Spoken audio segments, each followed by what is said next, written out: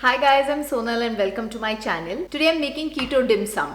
I love dim sum and I've been trying various recipes for dim sum for a long time and I have been unsuccessful most of the time. I tried making the wrapper out of almond flour and psyllium husk, and when you steam it, it obviously disintegrates and opens up completely because the psyllium husk just absorbs all the water and that doesn't work out. Then I tried with flaxseed and I tried to make it in the pan, but what I realized is the main thing about a dim sum is that it's all about the filling and it's about the mild flavors. So when you use flaxseed flour, it kind of overpowers the flavors from the filling and it's not really a dim sum, but you could call it a samosa. So probably in the future I'll try to make a samosa using that covering, but it did not work as a dim sum. So I was back to what everybody does while making a keto dim sum, which is using cabbage leaves, and they work really well.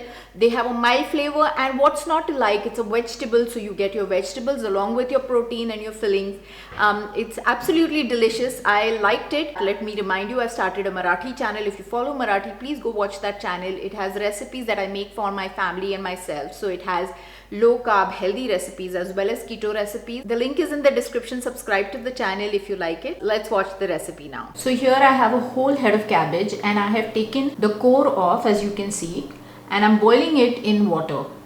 So as it starts boiling, the outer leaves will get cooked and you can pull them off, and that's what I'm doing here. I'm pulling one leaf out at a time, as you can see. You want to let it cook completely because unless it's completely cooked, you won't be able to fold or put the filling in and roll it around it. So here I'm making the filling. I have a couple of green onions. I'm taking the white as well as the green part, and you want to chop it really fine. And here I have some shrimp. So this is about 150 grams of shrimp, and I'm cutting that into small pieces too.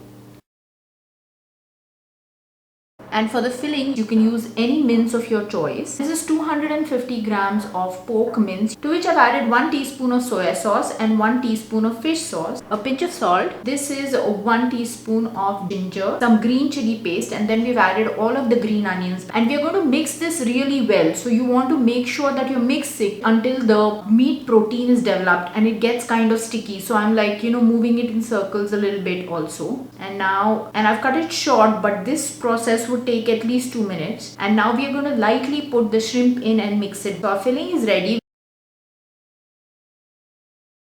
And I've taken some of the smallest leaves of the cabbage and I'm filling them with some of the pork mince and putting a small piece of the shrimp on top. You can fill these any which way that you want. I tried this, but I wasn't very happy with this method. It did not look that great, and also when you're going to pan fry them, because this did not work well. I have a pot with some water at the bottom and I'm putting a bowl with zigzag edges inverted. This is to make sure that the bowl does not stick to the pot once the pot heats up. You can even put some kind of a strainer, or if you have a steamer set up, then even better. I was a little lazy today to get my steamer out, and this is one of my fails when I tried using flaxseed flour. So it did hold well and everything was good. It's just that, like I said, the flavor of the flaxseed was overpowering the flavor of the filling, and in a dim sum or a momo, you want the mild flavors of the meat to be the main star and you don't want the outside cover to overpower that. Maybe it worked well for a keto samosa, but not for a dim sum. This was the most successful one. I wish I had recorded when I was making the rolls,